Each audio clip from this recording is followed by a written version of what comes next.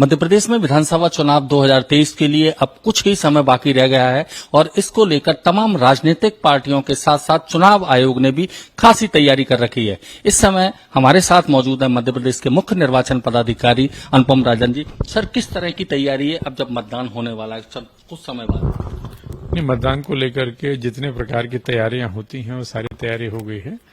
अब सारी तैयारियां अंतिम चरण में हैं और जैसा हम जानते हैं कि 17 तारीख को मतदान है।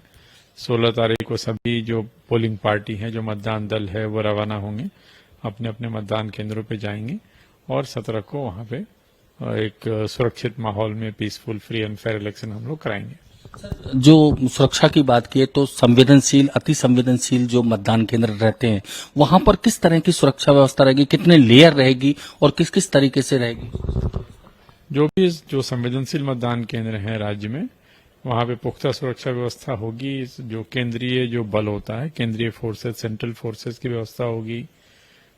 जो अपने स्टेट की जो आर्म पुलिस होती है उनकी व्यवस्था होगी। उसके अतिरिक्त हम लोग उसकी वेबकास्टिंग करेंगे, लाइव वेब स्ट्रीमिंग कराएंगे, माइक्रो ऑब्जर्वर्स होंगे, सेक्टर मजिस्ट्रेट्स होंगे, पुलिस की पेट्रोलिंग की गाड़ियां होंगी।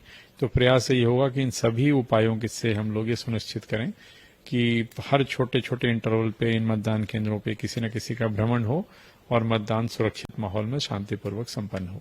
सर, वेबकास्टिंग की जो बात की, सीसीटीवी भी आप मॉनिटरिंग करेंगे, तो कितने ऐसे मतदान केंद्र रहेंगे जिन पे आप वेबकास्टिंग या सीसीटीवी से मॉनिटरिंग करेंगे?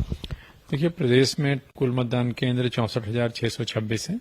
इनमें आधे से भी ज्यादा, मेरा मानना है कि 60% से ज्यादा मतदान केंद्रों पे लाइव स्ट्रीमिंग के माध्यम से जो मतदान की प्रक्रिया है उसकी मॉनिटरिंग होगी। हम लोग उसको यहाँ भोपाल में बैठ के देख पाएंगे, दिल्ली के वाले लोग दिल्ली से बैठ के देखेंगे और जिला स्तर पे तो उसको कंट्रोल रूम बना करके देखा ही जाएगा कि कोई भी यदि वहाँ किसी प्रकार की दिक्कत आती है या कोई ऐसी चीज दिखती है जिस पे तत्काल कार्रवाई आवश्यक है तो हम लोग यहीं से उसको देख करके उसको नियंत्रित करेंगे, उनको बताएंगे और उस समस्या का निराकरण किया जाएगा। महिलाओं को चुनाव आयोग ने जागरूक करने के लिए ज्यादा से ज्यादा मतदान करें, तो उसको लेकर तमाम सारे प्रयास चुनाव आयोग के रहे हैं। तो इस बार चुनाव आयोग ने पिंक बूथ भी बनाए गए। किस तरह से महिलाओं को सुरक्षित रूप से मतदान करने के लिए अलग से व्यवस्था है? नहीं, महिलाओं को हम लोग मतदान में प्राथमिकता देते हैं। महिलाओं की लाइन अलग होती है, पुरुषों की लाइन अलग होती है और जैसे एक पुरुष जाते हैं अंदर तो उसके बाद 2 महिलाएं अंदर जाती हैं। तो मतदान में महिलाओं को प्राथमिकता होती है। जो पिंक पोलिंग बूथ की बात है, पिंक पोलिंग बूथ हम उसको कहते हैं जहां पे मतदान दल के सभी कर्मचारी महिला हों। तो ऐसे बूथों की संख्या भी लगभग 5,000 होगी राज्य में और इनके माध्यम से हम लोग एक तो महिला आत्मसम्मान की बात है और दूसरा ये भी बताने का प्रयास है कि महिलाएं हर काम को करने में सक्षम है, पुरुषों से कई बार बेहतर तरीके से वो काम कर सकती हैं। नक्सलाइट क्षेत्र माना जाता है, जैसे बालाघाट काफी संवेदनशील क्षेत्र रहता है, या उसके लिए कुछ आपने हेलीकॉप्टर या एयर एम्बुलेंस की व्यवस्था की इस बार? बालाघाट, डिंडोरी और मंडला ये 3 जिले हैं जहां पे नक्सल की समस्या है। बालाघाट में ज्यादा है, मंडला और डिंडोरी में कम है। तो एक तो यहाँ मतदान का टाइम भी बालाघाट के 3 विधानसभाओं में मतदान का समय 7 बजे से 3 बजे तक है। उसी तरह मंडला के 55 मतदान केंद्रों में और डिंडोरी के 40 मतदान केंद्रों में मतदान का समय 7 बजे से 3 बजे तक है, ताकि जो पोलिंग पार्टी है वो दिन ढलने के पहले सुरक्षित वापस आ जाए जहां उनको आना है।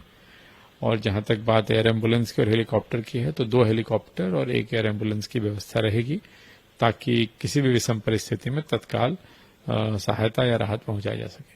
मतदाता पर्ची की बात आती है, कई जगह शिकायत मिलती है कि मतदाता पर्ची नहीं पहुंची, तो उसका वितरण क्या पूरी तरह हो चुका है? कोई व्यवस्था हो चुकी है? लगभग वितरण का कार्य लगभग पूर्ण हो गया है। चूंकि बीच में दिवाली वगैरह थी तो हो सकता है आज भी काम कहीं कहीं चल रहा हो, लेकिन बाय एंड लार्ज मतदाता पर्ची वितरण का काम पूरा हो गया है। जहां भी बचा होगा वो आज शाम तक पूरा हो जाएगा। सर, आदर्श मतदान केंद्र भी बनाए जा रहे हैं? आदर्श मतदान केंद्र काफी बड़ी संख्या में बनाए जा रहे हैं। हर कलेक्टर्स अपने स्तर पे अपने हिसाब से वो उसका प्रयास कर रहे हैं और उनकी जो क्रिएटिविटी है, उनके जो इनोवेशन है, उसके हिसाब से वो लोग उसकी व्यवस्था जिलों में कर रहे हैं। काफी बड़ी संख्या में आदर्श मतदान केंद्र इस बार राज्य में बनेंगे। सर, एक अंतिम सवाल, सीजर की बात करें, चुनाव आयोग काफी सख्त है इस समय जब्ती को लेकर कि नगद या किसी भी तरह की जो चुनावों में उपयोग होता है, धनबल का उपयोग होता है, उसको रोकने के लिए, इसलिए सीजर 2018 के मुकाबले 4 गुना से ज्यादा हुआ। किस तरह के क्या सीजर हुआ उसके बारे में? नहीं, जैसे पिछले चुनाव में जो सीजर का जो अमाउंट था डिफरेंट कैटेगरीज में वो 72 करोड़ था, तो इसमें नकदी भी है, लिकर भी है, आपके जो अफीम गांजे जैसी चीजें होती हैं वो भी हैं, जो प्रेशस मेटल्स हैं सोना चांदी वो है, फ्रीविज जिसको हम कहते हैं, साड़ी हैं, कपड़े हैं, कंबल हैं, घड़ियां हैं, इस तरह की चीजें हैं। तो इन सभी की जो टोटल वैल्यू है वो पिछली बार की तुलना से काफी ज्यादा है। अच्छा, अक्सर देखने में आता है कि ना आखिरी समय पे मतदान को लेकर उम्मीदवार जो होते हैं वो भी शिकायतें करते, तो उनके निराकरण के लिए आपने कुछ विशेष व्यवस्था की है? नहीं, जो भी शिकायत प्राप्त होगी या जो भी शिकायत जब भी आती है, अभी भी आ रही है, जब भी शिकायत आती है उसकी जांच कराई जाती है, जिसमें तथ्य है तो कार्रवाई की जाती है। इस समय शिकायतों की संख्या बढ़ी है? शिकायतें आती हैं, पॉलिटिकल पार्टीज उनको जो भी लगता है वो शिकायत करते हैं। इसके अलावा आचार संहिता के उल्लंघन की शिकायतें आती हैं, उस पर कार्रवाई होती है।